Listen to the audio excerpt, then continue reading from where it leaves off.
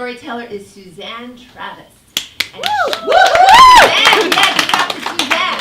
Got some love out here, Suzanne. So, you know what's really great about Suzanne? She is a nurse and a comic. Yes, she heals the outside and the inside. Very connected. She recently performed, she's a nurse at Santa Monica UCLA, FYI, and she recently performed in the Nurses and Hypochondriacs show. She loves to combine her medical work and comedy.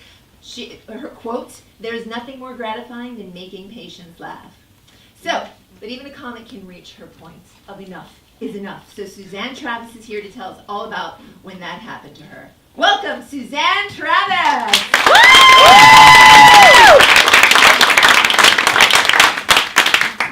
Welcome. And thanks for coming, everyone. Hey, Tom. Anyway, I decided the time had come for me to go for my very first prenatal visit. It was interesting because I wasn't pregnant quite yet. I was ready to be married, so it was essentially a prenatal visit. And I went and I'd been taking my prenatal vitamins just in case something happened along the way. And my Weight Watchers friend told me, "You've got to see this doctor. Everybody sees her. She's the OBGYN, everyone in town." So I went.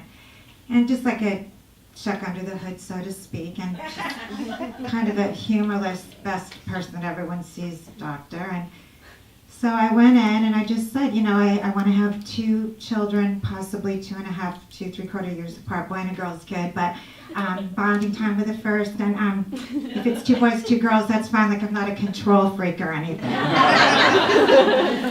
So while she's checking under my hood with her humorless self, she says, "Uterus, check. Ovaries, check." And then I get off the table and she looks at me and she says, "Everything checks out, but you are advanced maternal age." And I'm thinking, what? Hello, 35 is the new 25. In the People magazine I just read, there's like a 55-year-old just had twins and it was natural. It was in People magazine. Did she get her degree in online animal husbandry? Come on. So, and she's an expert in, what, did you specialize in geriatric eggs or something? Did you see little imprinted things on them, like in the market on the carton, and they're expired, and in the back room, there's the old eggs and the dented cans, and it's sad, you think you'll be jumped when you go back there. That wasn't me. So I wrote off the Weight Watchers friend, I wrote her off, and I was off. And I did get married. And my husband, my pre-husband before that marriage, I said, it's not a pre-nuptial, but I got to tell you, I'm essentially 25, but we got to get on with this after the honeymoon. There is no downtime. And he was good-natured, and he agreed. And we went on that honeymoon in the Caribbean, on the Royal Caribbean Majesties of the Seas, and it was glorious. And I felt weird, maybe goat, that I accidentally had in Jamaica or something when I got back, and you know what happened. I was pregnant. And I wanted to write in my little baby book, "Old eggs, my ass!" Biatch. But anyway, so I told everybody. I told people I love, people I don't like at all, people I just can't stand, the postal worker, telemarketers, everyone knew. I was so excited. And my husband and I went for our very, very first checkup, the real prenatal checkup, and it wasn't the same humorless doctor. And there was the heartbeat, and we had our little black mini Sony tape recorder, and it was such a sound. Ba-bum, ba-bum, ba-bum. Ba-bum, ba-bum, ba-bum, ba-bum, ba-bum, ba-bum, ba-bum. And the doctor, "Oh, excited are you? Ba-ba-ba-bum." And I was over the moon. So I told everybody, and people would say, "So you want a boy or a girl?" And the same old boring answer, as long as it's healthy.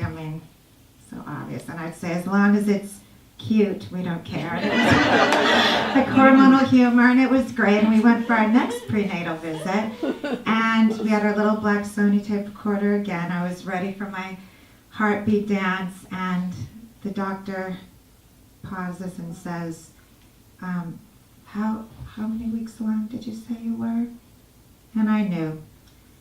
And as a nurse, when patients get very bad news before the words come out of the doctor's mouth, they know. They know before the words are said, and I knew. And I felt sad that I knew before my husband knew, and no, there was no heartbeat.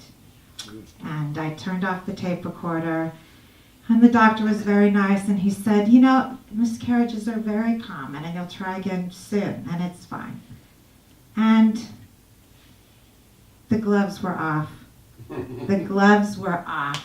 I went out there and I had to face all the strangers, people I didn't like, people I loved, people I didn't like, and have them do the look to me. And it was awful.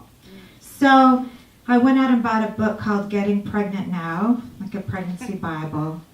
Chapter 2 speaks about the wonders of Robitussin, and I had to reread it. As a nurse, I hadn't heard of that before, and it did say orally, not vaginally. And I reread it again, orally, not vaginally.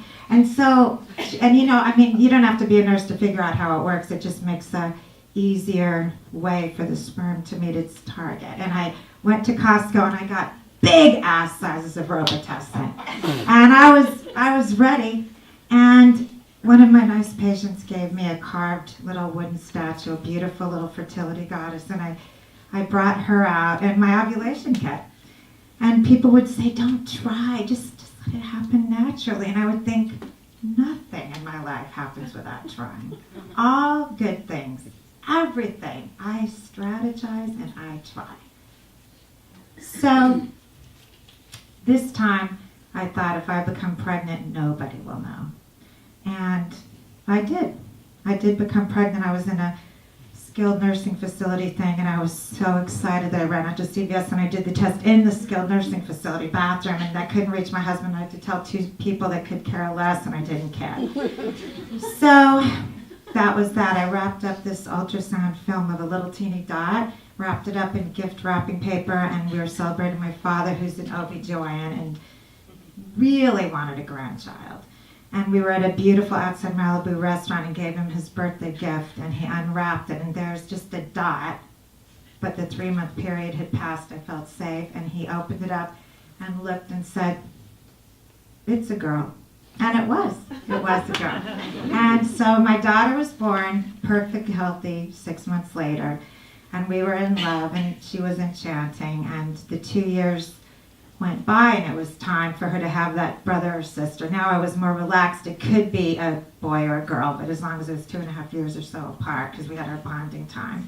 So, because I wasn't controlling or anything. And so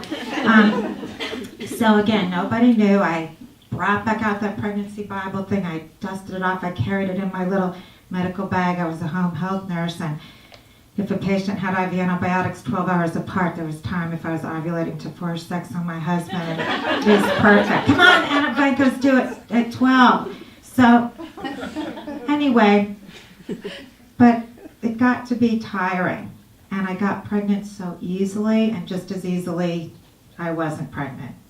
Over and over. And I had things I'd not even heard of before. One of them was an ectopic, and the doctor said, well, we have to snip it, excise it, and hopefully the fallopian tube will come back together, or we have to inject methotrexate, which is a kind of chemotherapy, which I give my patients, which is chemotherapy. So it was like, Jesus Christ.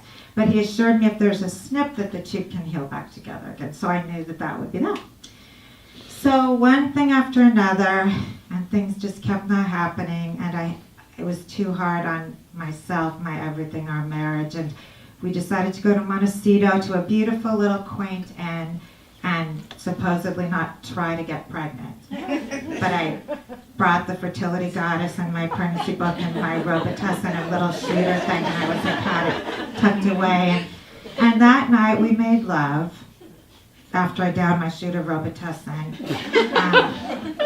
And my husband fell asleep, and there was a beautiful white full moon just dazzling, like piercing through the little transparent little curtain of the upstairs Montecito and just blasting it. And I had my position for trying not to get pregnant or thinking about it, where my hips were propped up on like 6 of the face-down pillows, and that moon was just blasting through. And it was just beautiful, but also annoying at the same time. So, and my nerves were sort of shot by then, and so I had the hips up, and there's that moon, and I started my pregnancy meditation of, thank you. I am a vessel of fertility and this beautiful child that will be starting. I thank you. And if not you, goddess of the moon, whoever's listening, and thank you for this beautiful life that will happen. And then something snapped, and I just started whining. And I said, come on. My body can't take it. I can't take the disappointments. I don't want to go through it. If my daughter doesn't have a brother or sister, she'll go insane with me as a mother. we all know I can adopt, but that's not easy. We know that. Come on. And then I looked over at that fertility goddess and I thought, you cheap piece of shit. You're probably a knockoff. And I've been trusting you all this time. And when we're out of here, you're going to the Salvation Army wherever you came from. And then I just did a little threat to that moon or whatever it was. And I said, so help me, if I'm not pregnant with a healthy pregnancy this time, we all know what's going to happen. And I will not try again. And I will have only one child. And it's on you. It's on you. So help me. So that was that. And I really did put the fertility goddess away just for a little while. And the Robitussin for a little while. And interestingly, I was pregnant again. So something worked. After my son was born, interestingly enough, the doctor said, oh, there really was only one fallopian tube. And I thought, well, how did that happen? That wasn't in my pregnancy Bible. Like, how do you get pregnant with one fallopian tube? And it happened without me trying, without my control. That's just so weird. This wonderful thing happened that I had nothing to do with. So my son is 18 now, and he's a cool guy, but when we're outside and there's a big full moon, he always knows what I'm going to say, and he lets me say it. And I say, you were my wish on that big full moon. And he says, I know, Mom. I know. Thank you very much.